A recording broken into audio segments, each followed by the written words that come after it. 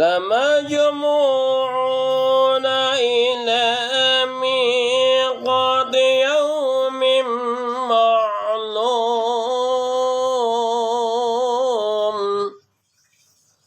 Alhamdulillah Rabbil Alamin, yang sudah bergabung dan hadir di pagi yang penuh berkah ini, yang cerah di bulan Sya'ban ini. Marilah kita perbanyak istighfar dan salawat kepada Kanjeng Nabi Muhammad SAW.